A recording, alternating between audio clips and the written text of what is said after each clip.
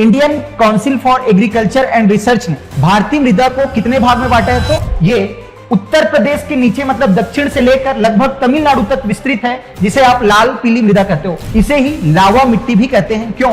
क्योंकि ज्वालामुखी जब फटा है तो मैग्मा के रूप में जो लावा आया है, लावा के ठंडा होने के पश्चात जो क्षेत्र बने हैं उसे ही कहा जाता है दक्कन क्षेत्र। और दक्कन क्षेत्र में जब अपरदन हुआ तब कौन सी मिट्टी बना है? तो आप देखोगे यूपी है, बिहार है, पश्चिम बंगाल, ये राज्य अक्सर किसी भी फसल के उत्पादन में टॉप पे रहेंगे। नमस्कार दोस्तों, मैं हूं सूर्यभान सिंह और आप सभी का स्वागत है राजंस कैरियर प्राइवेट लिमिटेड के इस ऑफिशियल यूट्यूब चैनल पर। आज हम ज्योग्राफी का नेक्स्ट लेक्चर करने वाले हैं जो कि एमसीक्यू बेस्ड होगा। अगेन इस लेक्चर में हम भारत के मृदा के बारे में विस्तार से चर्चा करने वाले हैं।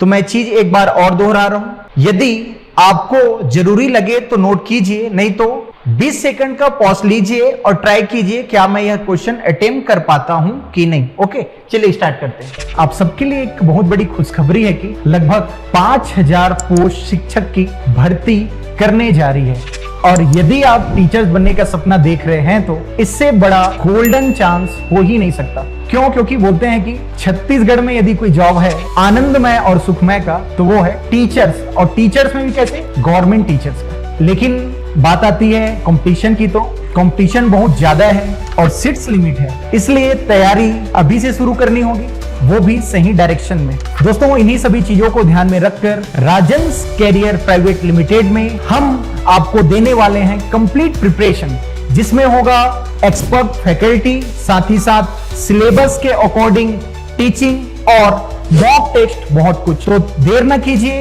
एडमिशन लीजिए राजंस कैरियर प्राइवेट लिमिटेड पर, क्योंकि यहां तैयारी नहीं कराई जाती, सिलेक्शन की गारंटी दी जाती है। हमारे स्टूडेंट्स ने पहले भी शानदार रिजल्ट दिए हैं, अब आपकी बारी है। तो देर न कीजिए, एडमिशन लीजिए और अपने सपने को सच बनाइए।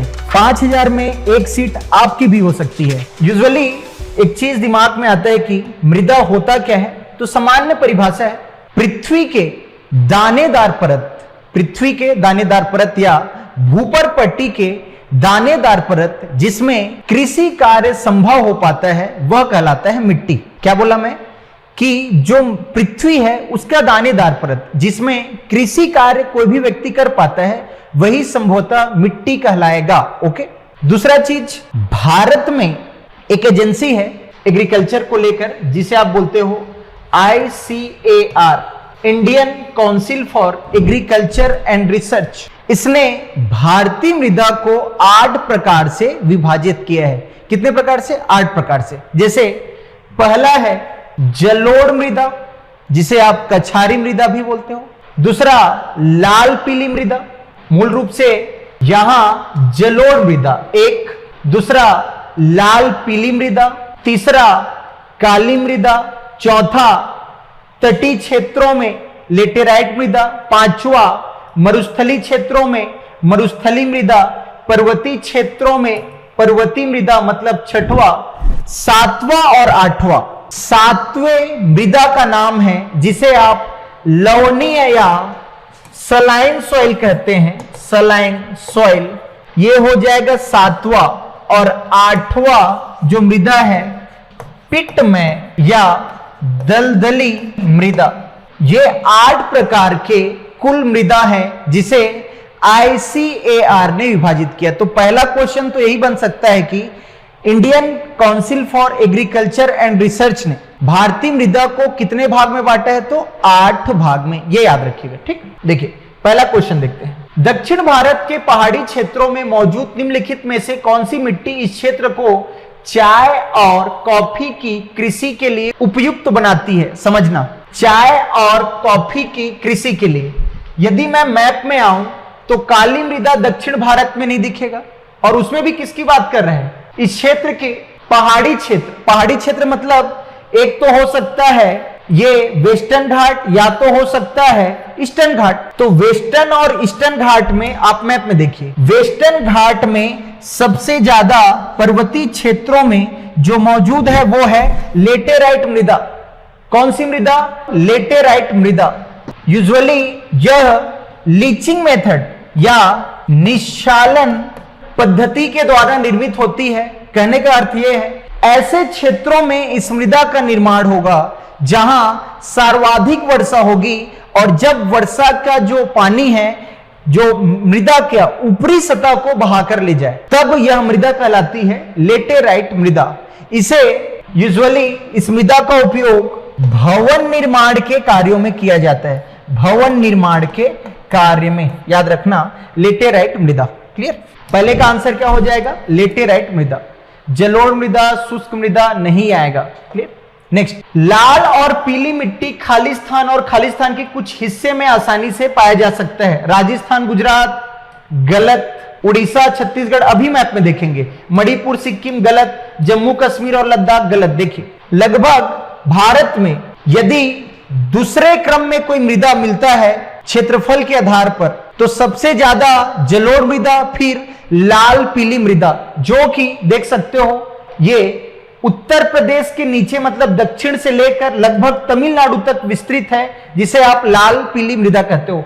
तो यह छत्तीसगढ़ में भी है, उड़ीसा में भी है, झारखंड में भी है, तमिलनाडु में भी, आंध्र प्रदेश में भी और तेलंगाना के कुछ क्षेत्रों में। क्वेश्चन क्या पूछे देखिए, कौन राज्य हैं जिसके कुछ हिस्सों में आसानी से पाया जा सकता है? तो उड़ीसा और क्या हो सकता है? छत्तीसगढ़। इवन छत्तीसगढ़ में लाल पीली मृदा सबसे ज्यादा है, जिसे आप बोलते हो मटासी मृदा। क्लियर? नेक्स्ट, भारत में पाई जाने वाली निम्न में से किस प्रकार की मृदा देश के कुल क्षेत्रफल के लगभग 40% भाग में मौजूद है?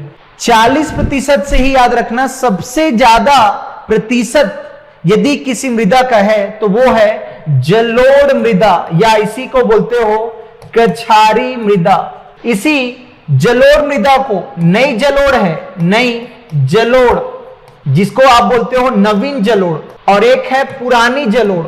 मतलब नदी का पानी यदि किसी क्षेत्र तक पहुंच जा रहा है तो उस क्षेत्र में नवीन जलोढ़ मृदा बनेगा, जिसे आप बोलते हो खादर मिट्टी। और एक है पुरानी जलोढ़, जहां तक नदी के बाढ़ का पानी नहीं पहुंच पाता, उसे बोलते हो बांगर।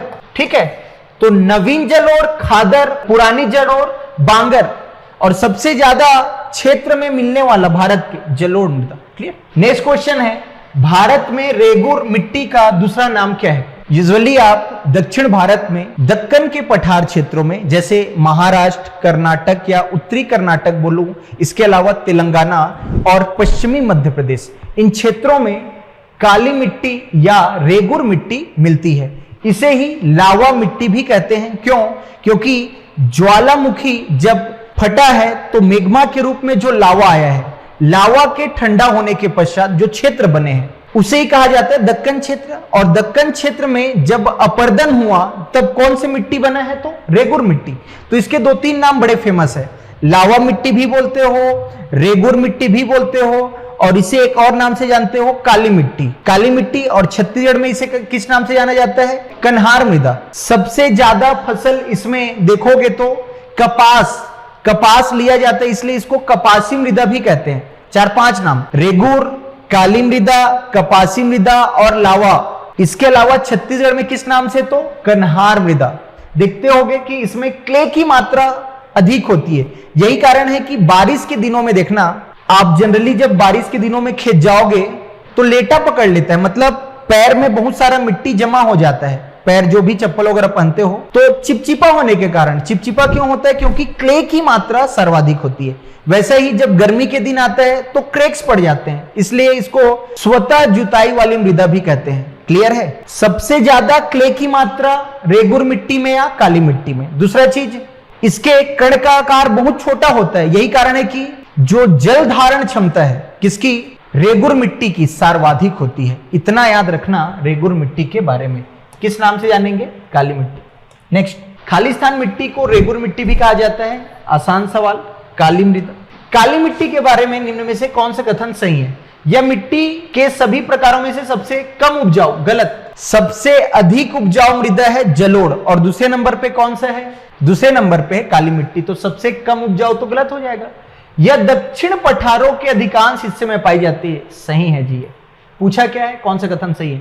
यह उत्तर भारतीय गंगा के मैदान में मिलेगा तो जलोढ़ मृदा मिलेगा। तो यह भी कथन गलत।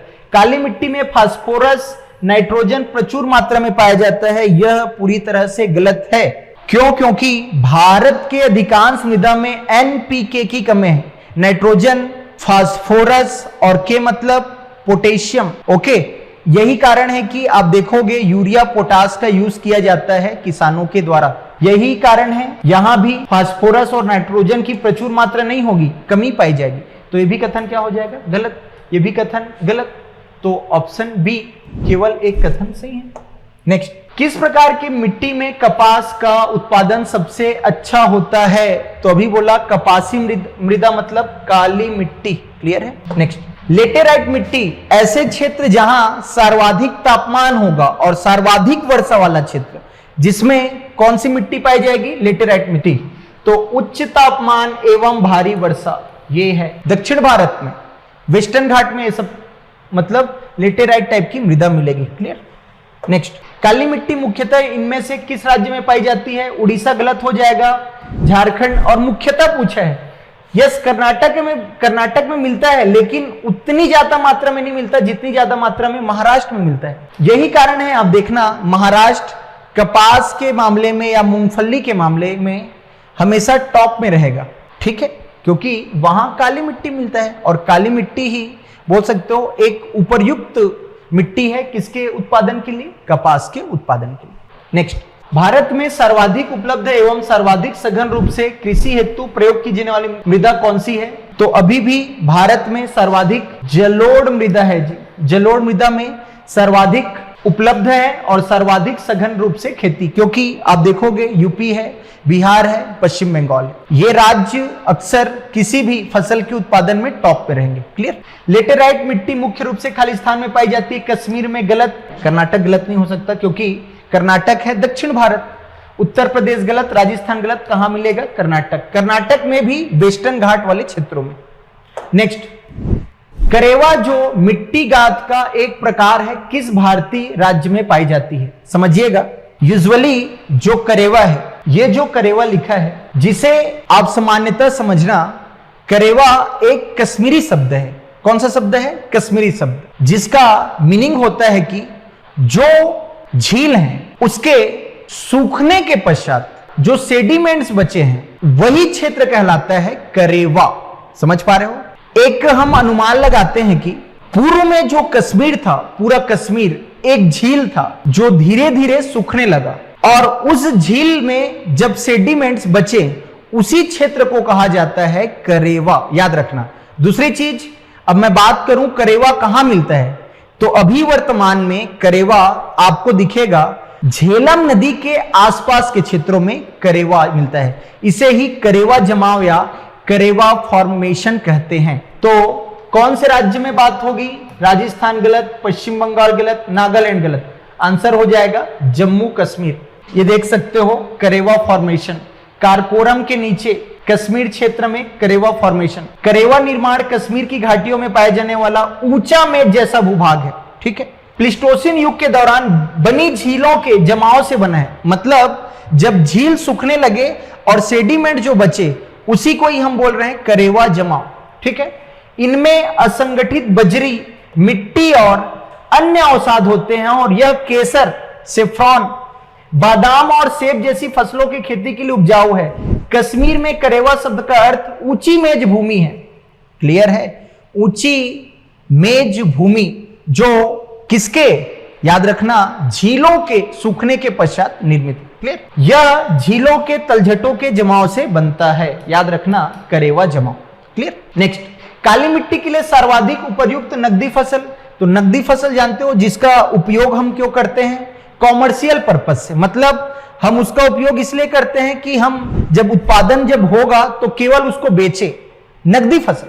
ठीक है, कपास का कोई खेती इसलिए नहीं करता है कि कपास से वो कुछ यूज करे। जैसे हम धान की खेती के उत्पादन का एक और कारण है कि हमें जरूरत है खाद्यान्न की, लेकिन कपास का ऐसा कुछ नहीं है। कपास की जो खेती की जाती है यूजुअली कॉमर्शियल पर्पस या नकदी के लिए की जाती है। क्लियर?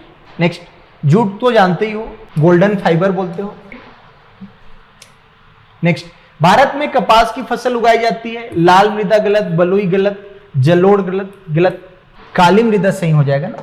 भारत के कुछ भागों में मिट्टी का रंग, देखिए मिट्टी का रंग जो लाल होता है वो है फेरस मिलने के कारण, इसी को बोल सकते हो फेरिक ऑक्साइड की मौजूदगी किसी भी मिट्टी का लाल रंग का कारण बनता है। क्लियर?